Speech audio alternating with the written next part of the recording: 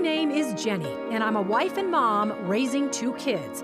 But I used to live a more glamorous life as a TV reporter. I was on the nightly news interviewing pop stars and politicians.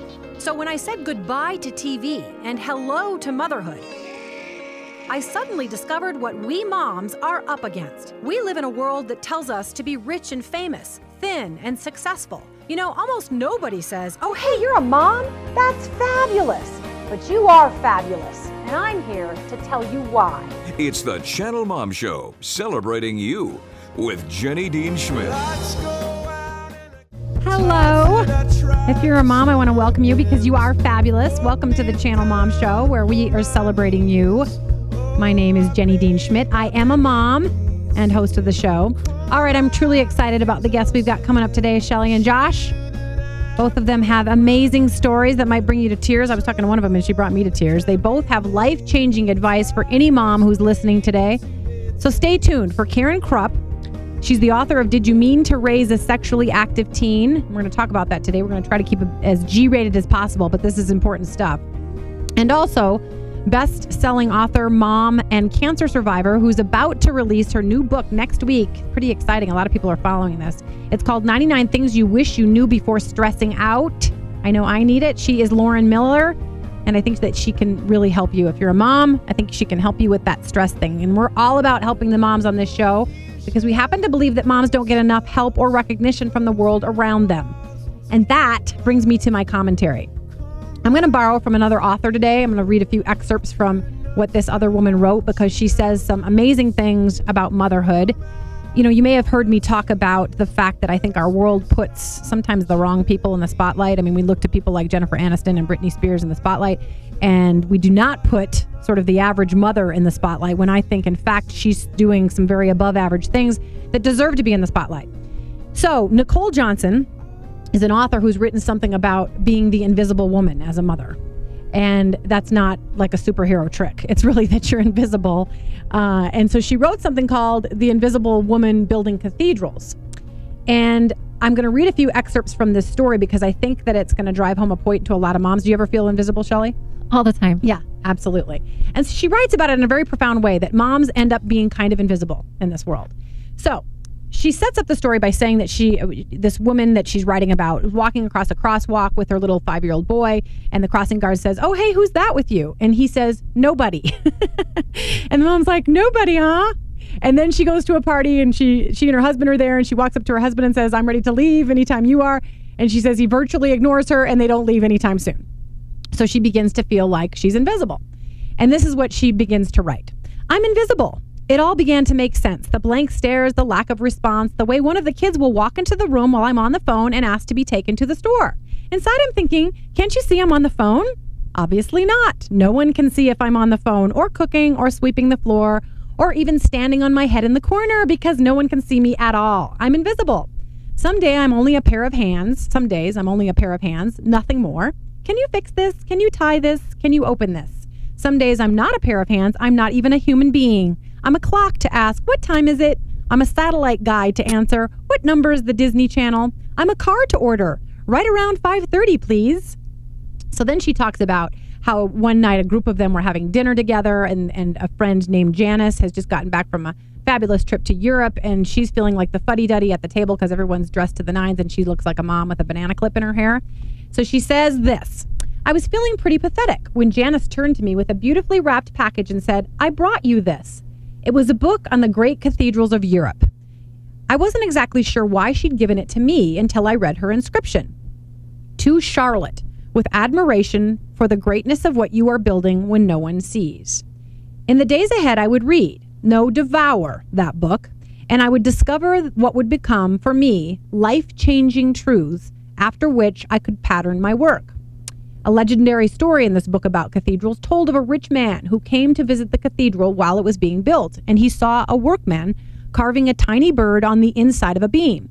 He was puzzled and asked the man, "Why are you spending so much time carving that bird into a beam that will never be seen because it's covered by a roof?" "No one will ever see it," he says, and the workman replied to him, "Because God sees." I closed the book, feeling the missing piece fall into place.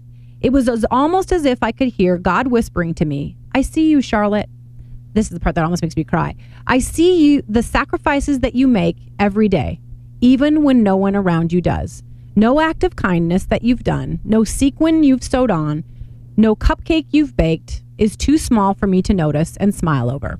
You are building a great cathedral, but you can't see right now what it will become.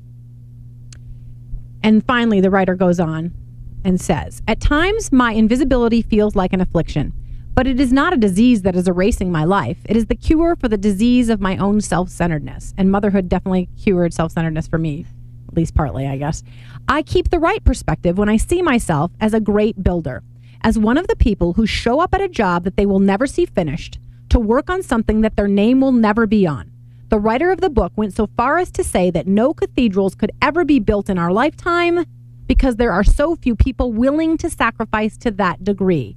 As mothers, we are building great cathedrals. We cannot be seen if we're doing it right.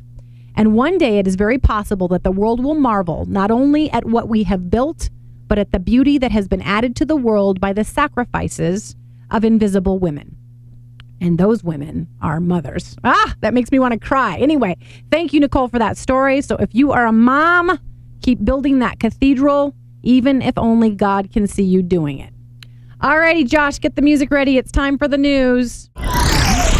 If you're tired of the same old news, What more do you want? I want the truth. You're hearing it. Strap yourselves in, folks. never fear. What's the dealio? Part of life is learning to let things go. We've got news moms can use. What was that name again? I missed that. News moms can use. In the news this week, we've got the latest stories, and we pick them based on what we think moms want or need to hear. And today we've got some really interesting information from moms. Did you like the thing about cathedrals, Shelley? I really liked it. It made me think about the long term, what you're doing in the long term. Yeah. Just the little things today, you're just, Yeah. walking through the mud, but what's it going to be out in 20 years? Yeah. I mean, you see a cathedral when it starts, it's just brick by brick, and that doesn't look very beautiful or wonderful or impressive. But at the end, the child that you've built into a man or a woman, that can be a beautiful thing. All right, in the news, let's begin with the unborn baby who has her own Facebook page. The story from ParentDish.com. Apparently, you don't send baby announcements through snail mail anymore. Instead, Ellie and Matt Green started a Facebook profile for their unborn baby, Mariah. The couple from Texas reportedly sent friend requests, and the fetus had more than 100 friends in just one day. And now 260 people call this yet-to-be-born person their friend. If mom reports that Mariah is kicking inside of her tummy, Facebook friends will talk back to Mariah. Oh, do somersault this way, says one Facebook friend to her. Mariah's parents do appear to be having fun with it all. The baby's profile notes that she attends Tummy University. Okay, yeah, whatever. On a more serious note, the couple says they hope to keep the page going so that Mariah can go back and look at it one day. All right, so what do we think of that? Do we think that's like invading the baby's privacy or... Invading the baby, what privacy it doesn't have? I don't know. That's a great idea, actually. I like it. I like it too. Do you? Yeah, the baby can go back and see all these people that loved and waited, was so excited for it to come into the world. Yeah, I think that baby has more friends than I do on Facebook. Oh, Pretty man, much. yeah. It's got more friends than I do. Yeah. Right on, Mariah. Okay. Now, for some potentially positive news to help moms who are looking to re-enter the workforce, here it goes. I don't know how I feel about this. If you're a mom looking for work, maybe you need to brand yourself. I came across this branding idea on the early show on CBS. Barbara Hannah Grufferman had some unusual advice for moms who stayed home with their children for several years, like you and me, Shell. Yeah. But now they want to go back to work. Grufferman suggests that these moms should have a branding meeting with their closest friends, kind of like cattle. The idea is that you hold a creative planning session to design brand Shelly or brand Jenny or brand Josh, but you're not mom, and then you sell that brand. Now, what I have to say is that while that may be marketing savvy, it sounds a little bit like Desperate Housewives to me. What do you think? It sounds like a fun party. Everyone come over. It sounds super self-centered, actually. A wine and cheese party? Yeah. Let's talk about me. What happens to the brand after too much wine? I don't know. It probably goes downhill. The ideas get worse and worse. That's right. That's right. Absolutely. All right. So, Shell, I can have a branding meeting with you if you'd like. That'd be great. Okay. And breastfeeding has a new benefit for moms, according to the latest research. In the new report, researchers say that the brains of breastfeeding mothers show a greater response to the sound of their baby's cries. than do brains of mothers who don't breastfeed. I guess that makes sense. I mean, you have to get up to do, well, you have to, I guess, if you got a bottle too. So anyway, I like that. The boost in brain activity can actually be seen in regions associated with motherhood. There are regions of the brain associated with motherhood. I guess so maybe that's why we all say we get dumb when we're... Yeah, I did not feel like I had much brain activity at all. Especially when I was nursing and waking up in the middle of the night. That's right. That's right. I actually enjoyed the waking up in the middle of the night with my babies, but I guess I'm strange. All right. This one's a little sensitive. I just want to warn you. Some alarming statistics about pornography in the news. And it is sensitive, but it is impacting American families, so I decided to include it in our newscast. Apparently, more women are watching it online than ever before. Some 13 million women reported to be checking it out at least once each month. According to research by Patrick F. Fagan of the Center for Research on Marriage and Religion, pornography is, quote, a quiet family killer. Not only does watching it contribute to infidelity, but a spouse's obsession with it was a factor in 56% of divorces. Fagan claims. Divorce attorneys tend to agree with Fagan's findings. At a meeting of the American Academy of Matrimonial Lawyers, 2/3 of the divorce lawyers present there said the internet was playing an increasing role in marital splits, with excessive online porn watching contributing to more than half of the divorces. Like the other statistic that was cited. Wow, that and some people say it's no big deal, let people do what they want to do. I think it's dangerous. You're still bringing in extra people. Yeah. Yeah. It's just whether you know them or not. Yeah. That's funny. It's not so funny to some Well, no. You're bringing in extra people. You are. It's true. Yeah, it's true in a way. Yeah. I always heard the old adage was don't have a TV in the bedroom, and now it's don't have a laptop in the bedroom. Yeah. Oh, yeah. Good one. Yeah. That's what I heard now. Very good job. You're so sophisticated for being a small young child. A small young child. Compared to me and Shelley. All right. This story came to us from a column on AOL by Vicki Larson, that story that I just read. All right. Finally, really quickly, congratulations goes out to the couple who decided to make their home in a 320 square foot shack and report that they're loving it. So counter to expectations that we should live 3,000, 4,000, 5,000 square foot homes, this couple traded in their former average size house for a Mississippi style shotgun shack.